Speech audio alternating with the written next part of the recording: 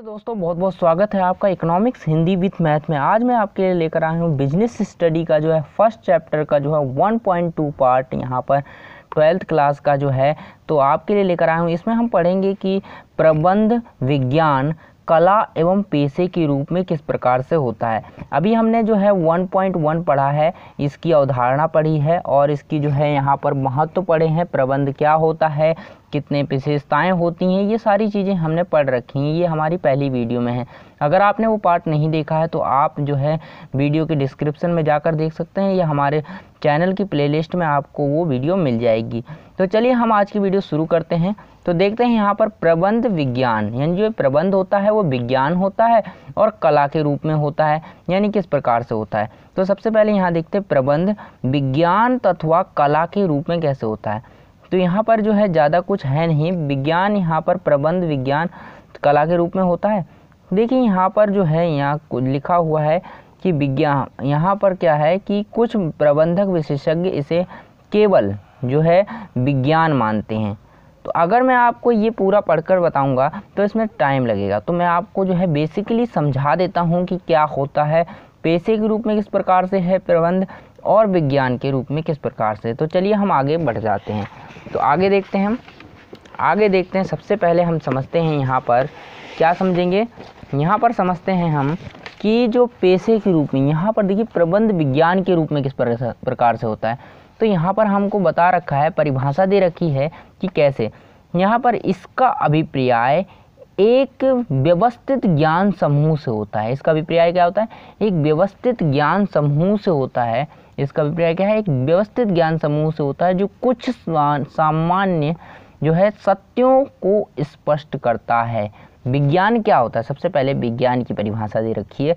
तो आप विज्ञान तो पढ़ते होंगे ना, तो विज्ञान पढ़ा होगा, तो विज्ञान की परिभाषा क्या है, ये परिभाषा है व्यवस्थित ज्ञान समूह, यानी एक व्यवस्थित जो है ज्ञान समूह होता है जो कुछ सत्यों को स्पष्ट करता है, उसे हम विज्ञान कहते हैं। ठीक है, तो विज्ञान का अभिप्राय उस, यहाँ पर एक परिभाषा और है, आप इस तरह से भी इसको परिभाषित कर सकते हैं कि विज्ञान का अभिप्राय उस क्रमबद्ध ज्ञान समूह से है जो अवलोकन एवं प्रयोगों के आधार पर प्राप्त किया जाता है और जिसे प्रमाणित करना संभव है। तो आपके लिए ये जो परिभाषा है वो मुश्किल हो सकती है, तो आप यहाँ पर एक सीधी सी याद रखें कि विज्ञान क्या होता है, एक व्यवस्थित ज्ञान समूह होता है जो कि कुछ सामान्य सत्यों को सत्य स्पष्ट करता है, यानी सत्यों को स्पष्ट करता है। ऐसा ज्ञान समूह जो कुछ सत्यों को स्पष्ट करे उसे कहते हैं हम क्या, विज्ञान। उसके बाद देखते हैं विज्ञान जो है, ये प्रबंध जो होता है विज्ञान के रूप में कैसे परिभाषित है, यानी विज्ञान के रूप में कैसे जाना जा सकता है प्रबंध को। तो यहाँ पर उस चीज़ को देखते हैं।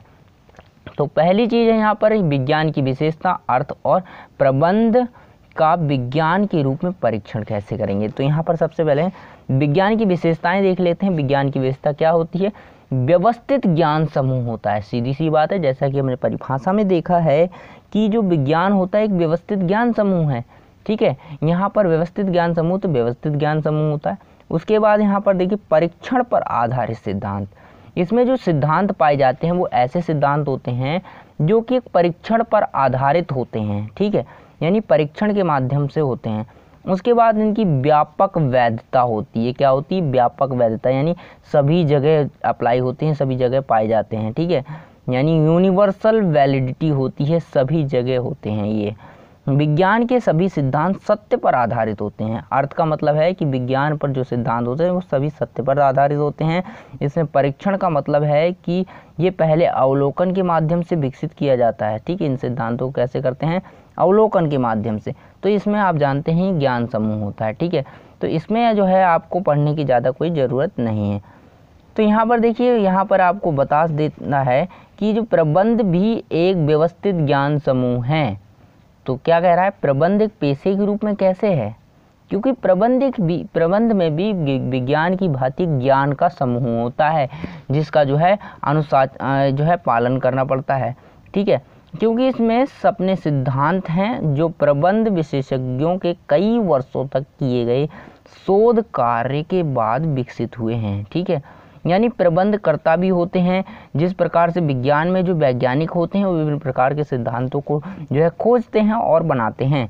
तो उसी प्रकार से प्रबंध में भी विभिन्न प्रकार के सिद्धांत होते हैं, उनका ज्ञान समूह होता है, इसीलिए क्या है ये प्रबंध जो है विज्ञान के रूप में है। ठीक है, उसके बाद देखते हैं विज्ञान इस विशेषता प्रबंध को यानी विशेषता इस विशेष प्रबंध यानी जो है इस विशेषता को प्रबंध पर लागू करने पर पता चलता है कि इस विकास यानी इसका विकास है अनेक वर्षों तक तथ्यों के संग्रह, विश्लेषण एवं प्रयोग किए जाने के बाद हुआ है। तो अन्य शब्दों में समझ सकते हैं हम प्रबंध शास्त्र की प्राप्ति जो है सिद्धांतवादी एवं अन्य संबंधित लोगों के लगातार और उत्साहपूर्वक परिश्रम के बाद हुई है। यानी लोगों ने क्या किया है, लगातार परिश्रम किया है, तभी इसकी उत्पत्ति हुई है। उसके बाद हम देखेंगे यहाँ पर ये चीज़ प्रबंध के क्षेत्र में भी प्रबंधकीय ज्ञान अथवा प्रबंध के सिद्धांतों को सत्य पर आधारित होते हैं, तो ये सत्य पर आधारित है। अब देखते हैं दोस्तों क्या हमने क्या क्या देखा कि प्रबंध ज्ञान समूह व्यवस्थित ज्ञान समूह होता है, जो है सिद्धांत पर आधारित होता है, दूसरा व्यापक होता है, सभी जगह पाया जाता है। तो ये पेशे के रूप में भी होता है, यानी पेशे में भी विज्ञान वाले गुण होते हैं उसकी, इसीलिए इसे कहा जाता है कि विज्ञान पेशे के रूप में है। प्रबंध जो है पेशे के रूप में है। उसके बाद हम देखते हैं कि यहाँ पर यहाँ पर अब कला देखते हैं, यानी कला को अब विज्ञान प्रबंध कैसे कहा जाता है, यानी जो कला है वो कैसे हम कह सकते हैं कि वो भी एक प्रबंध है। यानी कला की परिभाषा देखते हैं। सबसे पहले कला क्या होती है, इसका अभिप्राय उपलब्ध ज्ञान की दक्षतापूर्ण सैद्धांतिक प्रयोग से है। क्या लिखा है दोस्तों, इसमें लिखा है अगर आप दक्षतापूर्ण सैद्धांतिक प्रयोग करते हैं ज्ञान समूह का, यानी जो आपके पास उपलब्ध ज्ञान है, अगर आप उसका दक्षतापूर्ण उपयोग करते हैं यानी अपनी कुशलता से, अपनी मर्जी से अपनी मानसिक शक्ति के माध्यम से जो है इसका प्रयोग करते हैं सैद्धांतिक रूप से, यानी जो सिद्धांत दिए गए उनके अनुसार करते हैं, तब उसे कहा जाएगा कि ये कला है आपकी। यानी आप जैसे कि आप ड्राइंग बनाते हैं, ठीक है, ड्राइंग बनाते हैं, आपको सिखा दिया जाता है कि इस तरह से बनाना है, इस तरह से जो है ये बनाना है, यानी आपको बता दिया कि कौन सा चित्र बनाना है। लेकिन आप कला क्या है, आप किस प्रकार से उस चित्र को बेहतर और बेहतर बना सकते हो, वो आपकी कला है। उसी तरह यहाँ ज्ञान समूह का आप जितना दक्षतापूर्ण यानी बेहतर तरीके से इस्तेमाल करेंगे, यानी उपयोग करेंगे उस ज्ञान को, वही आपकी क्या है, कला है। तो प्रबंध में भी ऐसा ही कुछ होता है, प्रबंध कला के रूप में होता है। कला का अर्थ क्या होता है, कला का अभिप्राय उपलब्ध ज्ञान के दक्षतापूर्ण सैद्धांतिक प्रयोगों से हैं। यानी अगर आपके पास उपलब्ध ज्ञान है, मान लीजिए एक व्यक्ति है, और यहाँ पर देखिए मान लीजिए आपके पास एक व्यक्ति है, ये जो है आप एक व्यक्ति है, ये व्यक्ति क्या करेगा, इसके पास ये इसका नाम है प्रबंधक, ठीक है, ये क्या है, इसका नाम है जो है प्रबंधक नाम है, और इस व्यक्ति के पास बहुत सारा क्या है, ज्ञान समूह है, ज्ञान उपलब्ध है, ठीक है, उपलब्ध है। तो यहाँ पर जो ज्ञान उपलब्ध है, इस व्यक्ति के पास बहुत सारा ज्ञान उपलब्ध है और ये प्रबंधक है। लेकिन इसको क्या करना है, इस ज्ञान समूह का ये व्यक्ति क्या करेगा, प्रयोग करेगा बहुत अच्छे से। जब ये अपना इसका कैसा प्रयोग करेगा, दक्षतापूर्ण, ठीक है, दक्षतापूर्ण। तो अगर ये दक्षतापूर्ण प्रयोग करता है तभी क्या कहेंगे, हम इसको कहेंगे कला। तो क्या कहेंगे, कला कहेंगे। अगर इसने इस व्यवस्थित ज्ञान समूह का जो है बहुत ही दक्षतापूर्ण यानी सैद्धांतिक ज्ञान समूह जो दे रखा है, इसका उपयोग करा, ये प्रबंधक है, इसने उपयोग करा ज्ञान समूह का और दक्षतापूर्ण प्रयोग करके करा, तो हम उसको कला कहेंगे। ठीक है, क्या कहेंगे, कला कहेंगे। तो यही होती है कला। उसके बाद हम, क्योंकि ये अब देखिए प्रबंध में भी सिद्धांत होते हैं, प्रबंध में भी क्या है, सिद्धांत होते हैं, और कला भी है। क्यों है कला, क्योंकि इसमें जो प्रबंध में सिद्धांत होते हैं उनका दक्षतापूर्ण प्रयोग करना पड़ता है और उसको जो है बिजनेस को आगे बढ़ाना पड़ता है और बिजनेस में जो है ग्रोथ करनी पड़ती है। इसीलिए क्या है, ये एक जो है दक्षतापूर्ण प्रयोग करना कला है। क्योंकि यह प्रबंध में भी होता है, इसलिए प्रबंध भी एक कला है। ठीक है, आप समझ गए होंगे कि प्रबंध भी क्यों कला क्यों है, प्रबंध को कला क्यों कहते हैं, तो इसी कारण से कला कहते हैं। तो इसकी कुछ विशेषताएं देख लेते हैं क्या है। पहली विशेषता देखिए, सैद्धांतिक ज्ञान का होना। इसमें देखिए सैद्धांतिक ज्ञान होता है। सैद्धांतिक का मतलब जो है जैसे विज्ञान में जो है यहाँ पर ज्ञान समूह उपलब्ध थे, यानी कुछ जो है यहाँ पर वैज्ञानिक कुछ करते रहते थे, उस तरह से जो है कुछ आविष्कार हो जाता था, उसे लिख कर रख लेते थे, तो ज्ञान समूह हो गया। उसी तरह सिद्धांत यहाँ पर जो है बड़े बड़े बिजनेसमैन हुए हैं, उन्होंने क्या किया जो है उन्होंने बिजनेस किया और उसने बिजनेस में बहुत सारी चीज़ों को अप्लाई किया, जिससे कि वो उनका जो है ज्ञान का भंडार बढ़ गया। उन चीज़ों को उन्होंने लिख लिया और वो सैद्धांतिक यानी सिद्धांत के रूप में जो है परिचालन में आ गई हैं। तो इसीलिए सैद्धांतिक ज्ञान समूह होता है इसमें। तो यहाँ पर इसका अगर हम इस सैद्धांत देखिए, आपके बिजनेस को चलाने के लिए सैद्धांतिक ज्ञान उपलब्ध है, लेकिन आप किस प्रकार से उसका कैसे उपयोग करते हैं दक्षतापूर्ण, वो आपकी कला है। ठीक है, जैसे कि आपको इसको बेहतर रूप से समझना है तो यहाँ देखिए एक उदाहरण है। एक व्यक्ति है, इंजीनियर की पढ़ाई पूरी करने के बाद किसी कंपनी में इंजीनियर के पद पर काम करता है। ठीक है, एक पढ़ाई कर रहा है व्यक्ति और इंजीनियर के पद पर काम करता है। उसका इंजीनियर के रूप में काम करना कला है और पढ़ाई करना क्या है, उसका ज्ञान प्राप्त करना है। पढ़ाई क्या थी, उसकी ज्ञान उपलब्ध था, यानी ज्ञान था। और इंजीनियर के पद पर काम करना कि उसका जो पढ़ा है, उसने जो पढ़ा है वो किस प्रकार से अपनी पढ़ाई का यूज कर पा रहा है प्रैक्टिकली, उसे हम कहेंगे क्या कहेंगे यहाँ पर उसे कहेंगे हम कला उसकी। ठीक है, तो उम्मीद है दोस्तों आप कला तो समझ गए होंगे। उसके बाद देखते हैं व्यक्तिगत योग्यता अनुसार उपयोग।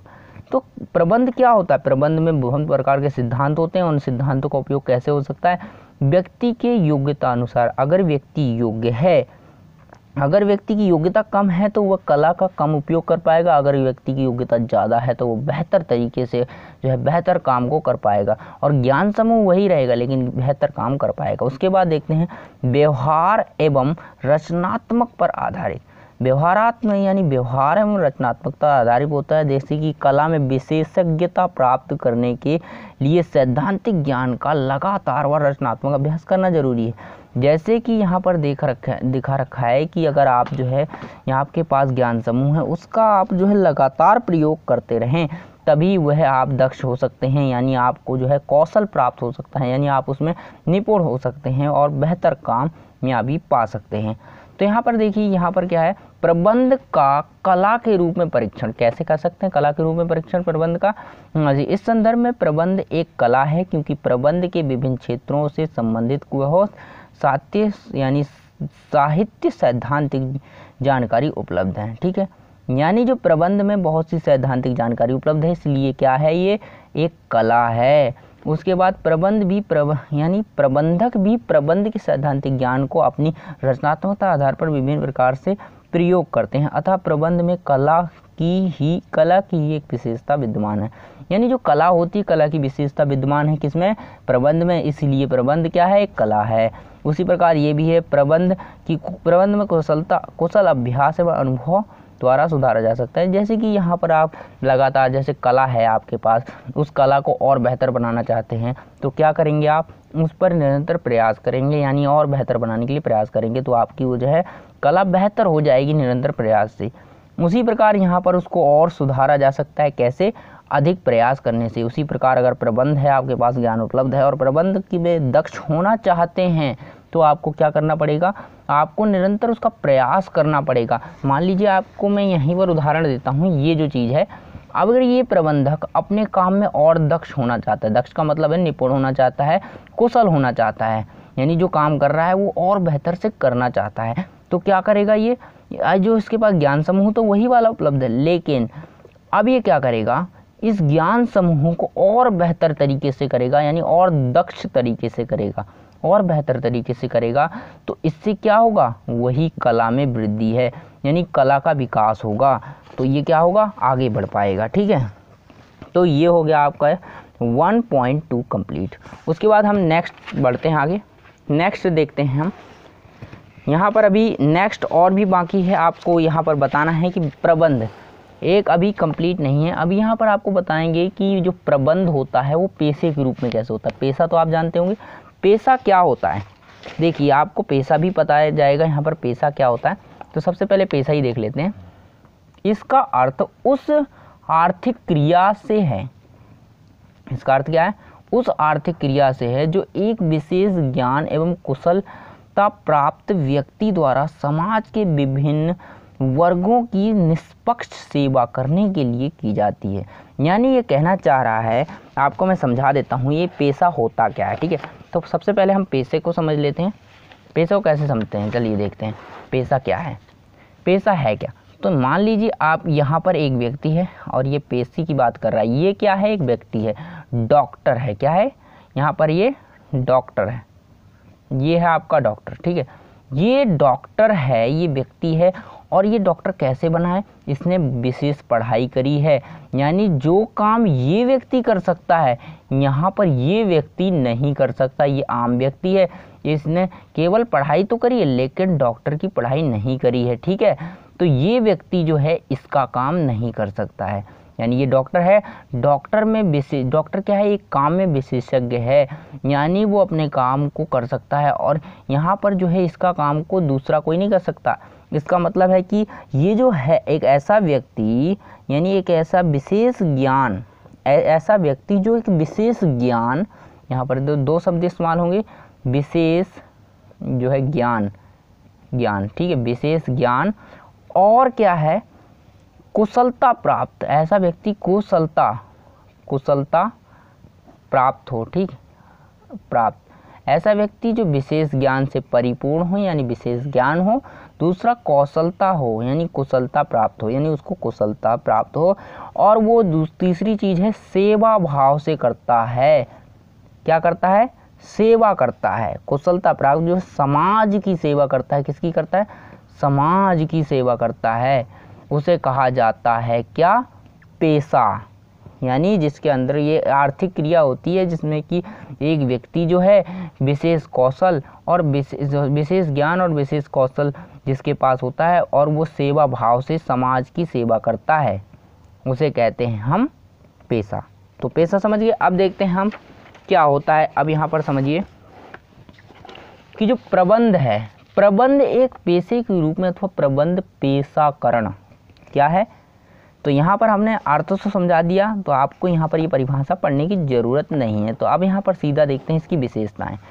भली भांति परिभाषित ज्ञान समूह, ये भी क्या है, भली भांति पहले से ही परिभाषित ज्ञान समूह है, इसमें परिभाषित पहले से होता है और इसका ज्ञान का समूह। ठीक है, इसमें देखिए सभी पेशे भली भांति परिभाषित ज्ञान के समूह पर आधारित होते हैं, जैसे शिक्षा और प्रशिक्षण द्वारा प्राप्त किया जा सकता है। तो ये जो है शिक्षा और प्रशिक्षण के माध्यम से ही प्राप्त किए जा सकते हैं। उसके बाद देखिए यहाँ पर प्रबंध व्यवस्थित ज्ञान समूह पर आधारित होता है। यहाँ पर इसके अपने प्रयोग पर आधारित सिद्धांत होते हैं। देखिए यहाँ पर क्या है, जो प्रबंध है उसके अपने प्रयोग पर आधारित सिद्धांत हैं, इसीलिए क्या है ये जो है यहाँ पर जो है यहाँ व्यवस्थित ज्ञान समूह है और इसके प्रयोग के सिद्धांत भी हैं। यह है ज्ञान विभिन्न शिक्षण संस्थानों पर अर्जित किया जा सकता है।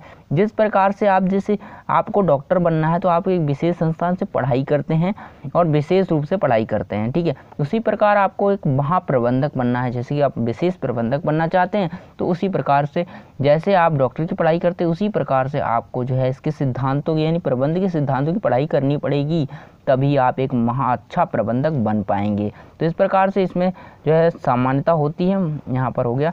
उसके बाद देखिए अवरोधित प्रवेश, यहाँ पर देखिए जो डॉक्टर है, मैंने पहले ही बताया डॉक्टर का काम और कोई नहीं कर सकता, डॉक्टर ही कर सकता है, इसीलिए वो विशेष व्यक्ति ही इसमें प्रवेश कर सकता है जिसके पास का नॉलेज हो, ज्ञान हो और कुशलता हो और उसके पास शिक्षा हो और क्या हो सकता है, विशेष ज्ञान हो, तभी इसमें प्रवेश कर सकता है और डिग्री भी हो साथ में, और कोई नहीं कर सकता। लेकिन प्रबंध में, यहाँ पर प्रबंध में क्या है, यहाँ तक जहाँ पर बात करते हैं शैक्षणिक उपाधि की शर्त लगाई जाती है, शैक्षणिक उपाधि की आवश्यकता होती है। जहाँ तक प्रबंध का प्रश्न है, यहाँ पर किसी भी प्रबंधक को नियुक्त किया जा सकता है चाहे वह किसी भी शैक्षणिक योग्यता से। तो प्रबंधक को पेशा नहीं माना जा सकता। ठीक है, प्रबंधक क्या होता है, पेशा नहीं होता है ज़्यादातर इसमें, क्योंकि यहाँ प्रबंधक क्या है, किसी व्यक्ति को नियुक्त कर सकते हैं, प्रबंधक कोई भी बन सकता है, यहाँ पर कोई कंडीशन नहीं होती है। उसके बाद पेशेवर संघ, यहाँ पर जब हम डॉक्टर बनते हैं, कोई भी बनता है, डॉक्टर बनता है, इंजीनियर बनता है, वकील बनता है, तो वो क्या करता है, एक पेशेवर संघ के साथ रहता है, यानी जो व्यक्ति पहले से उस काम को कर रहा है उसके साथ रहता है और प्रशिक्षण लेता है, सीखता है उस काम को। परंतु यहाँ पर जो है पेशे में भी ऐसा ही होता है। यहाँ पर देखिए, अतः कहा जाए, यहाँ पर देखिए कि भारत में ऑल इंडिया मैनेजमेंट एसोसिएशन का सदस्य बनना हो, यहाँ पर होता है, यहाँ पर सदस्य बनते हैं जो है इस चीज़ की, जो है ऑल इंडिया मैनेजमेंट एसोसिएशन।